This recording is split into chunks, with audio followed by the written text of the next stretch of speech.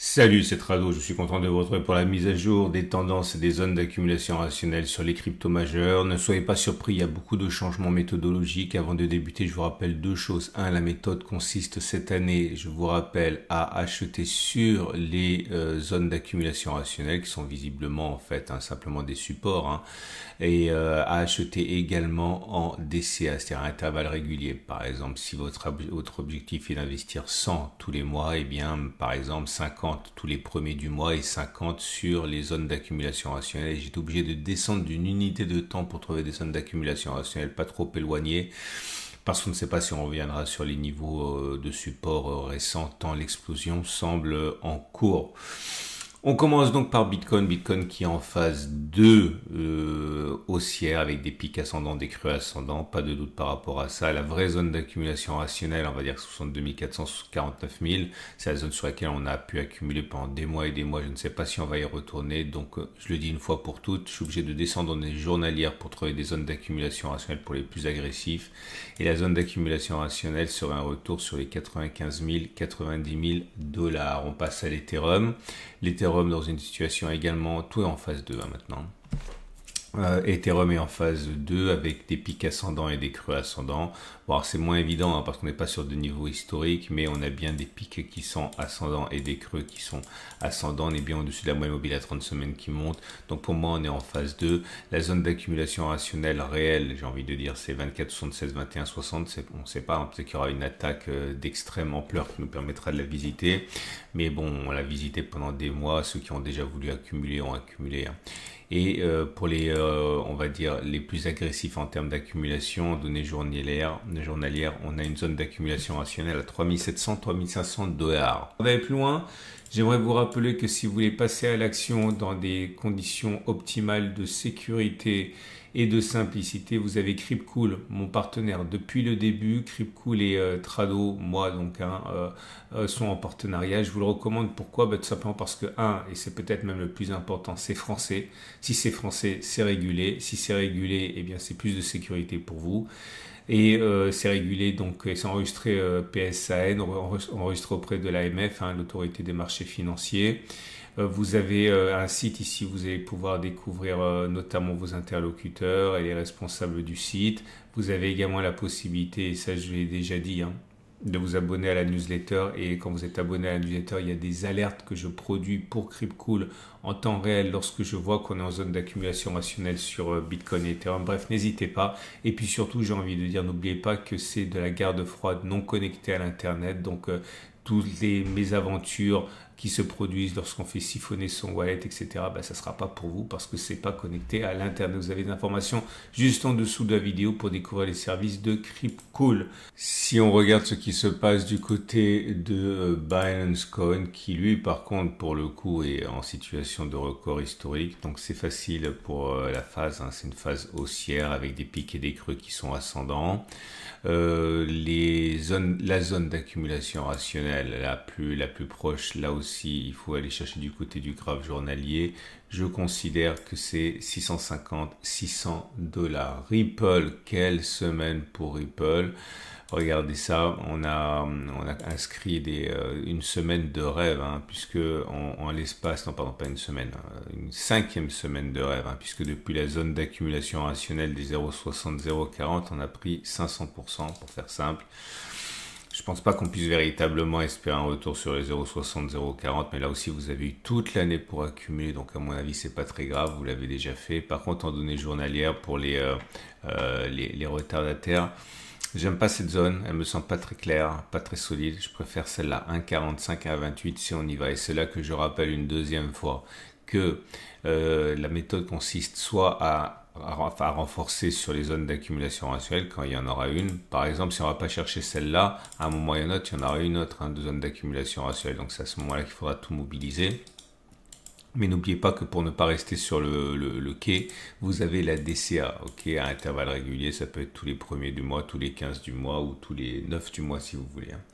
Dogecoin aussi porté par le courant de la la visibilité actuelle de Elon Musk, encore plus forte que d'habitude. La zone d'accumulation rationnelle, eh bien, elle est là, 0,11008. Est-ce qu'on y retournera? Ça semble difficile. La dernière fois, c'était le 7 octobre, on a pris 360%. La phase 2, donc la phase est haussière. Les données journalières montrent que la prochaine zone d'accumulation rationnelle est pour moi 0,375, 0,340 si on y va. Cardano. Cardano nous offre une belle semaine de progression. La zone d'accumulation rationnelle, si pour une raison on y va, ce serait 0,37, 0,22. On y était le 11 novembre. On a pris depuis, si vous l'avez en portefeuille, vous avez pu assister à une progression de 300% de votre investissement si vous l'avez fait sur la zone d'accumulation rationnelle 0,37, 0,22. Le graphique journalier montre que la zone d'accumulation rationnelle la plus proche pourrait être 1 à 0,87 $. Solana également, c'était une des premières à basculer en phase 2, c'était il y a 6 mois. Maintenant, on est toujours en phase 2, mais on n'est plus les seuls. Et la zone d'accumulation rationnelle, c'est 164, 110 €. Et si on ne devait jamais retourner sur cette zone, la zone la plus agressive serait 222, 200 $ pour, j'ai dit euros, mais je pense dollars naturellement, c'est l'habitude, 222, 200 $. Avalanche, belle réaction d'Avalanche, qui en l'espace d'une semaine prend encore... regardez ça, 17%. Depuis la zone d'accumulation rationnelle touchée pour la dernière fois en novembre, on a pris 150%. La zone d'accumulation rationnelle, c'est 23,319. Et pour les plus agressifs, la zone d'accumulation rationnelle, c'est 44,38 $. Polygon aussi, belle semaine. Polygon était en phase 1 encore récemment. Là, je suis obligé, entre guillemets, de la faire basculer en phase 2. 1, parce qu'on prend de l'altitude. 2, parce qu'on est en train de retourner la moyenne mobile à 30 semaines. Et il me semble que dans ces conditions, avec des pics qui semblent être ascendants, c'est pas aussi clair, hein, mais j'en veux pour juge de paix le fait que la moyenne mobile à 30 semaines remonte comme ça. On va dire que vu le contexte, on peut peut-être anticiper une phase 2. La zone d'accumulation rationnelle n'est pas loin du coup, hein, c'est 0,54, 0,32 pour cette phase 2 naissante sur Polygon. Bon, la phase en données journalières, je vois pas vraiment d'intérêt, mais il y a une petite zone de support journalier qui pourrait vous intéresser à 0,56, 0,50 Polkadot. Polkadot qui a progressé significativement. Je vous montre tout de suite les données journalières. La zone d'accumulation agressive, c'est 8,45, 7,55 pour Polkadot. Les données hebdomadaires montrent que la phase dans laquelle nous sommes sur Polkadot est haussière avec, depuis la zone d'accumulation rationnelle, une progression de 160%. Elrond également en phase 2, tout est en phase 2, je le répète, hein, pour celles que j'étudie. On est sur une zone en phase 2 haussière et les données journalières montrent que nous sommes sur une première zone de support à 38-34 $. AV est en situation haussière. Première zone d'accumulation rapide sur les données journalières, 200-295 $. Les données hebdomadaires illustrent une parfaite phase de haussière pour AV. La zone d'accumulation importante sur cette unité de temps, ce serait 160-125 $. Chainlink qui a été moribond, mais qui ne l'est plus du tout. Là, depuis la zone d'accumulation rationnelle, on a progressé en l'espace de 5 semaines de 170%.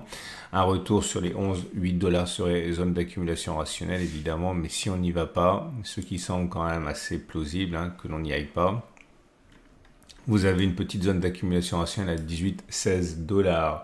Cosmos aussi qui était en terrible souffrance ne l'est plus.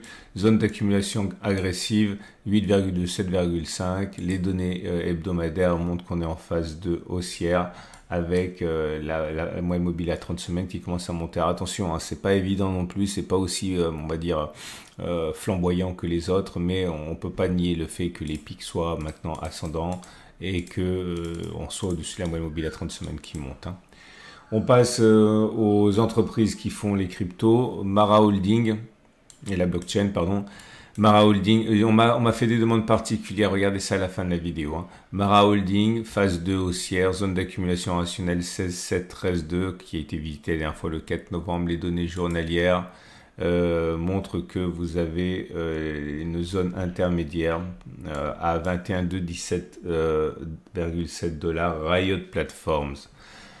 Zone intermédiaire de support 12-11 $ et en données hebdomadaires on voit que Riot est en phase 2 haussière. C'est pas non plus flamboyant, hein, très évident, mais la moyenne mobile à 30 semaines monte, les pics sont ascendants. Je la mets en phase 2. Coinbase, belle semaine pour Coinbase qui prend sur 7 jours 16%.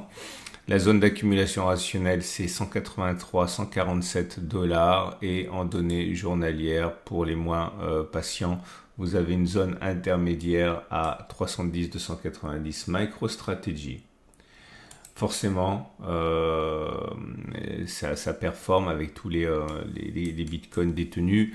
La zone d'accumulation rationnelle en données journalières serait 350-320 $ et les données hebdomadaires montrent sans aucune hésitation qu'on est en phase 2 haussière. La zone d'accumulation rationnelle sur cette unité de temps serait un retour sur 144-100. Si on y va, rien n'est moins sûr. On termine avec CleanSpark qui traîne la patte.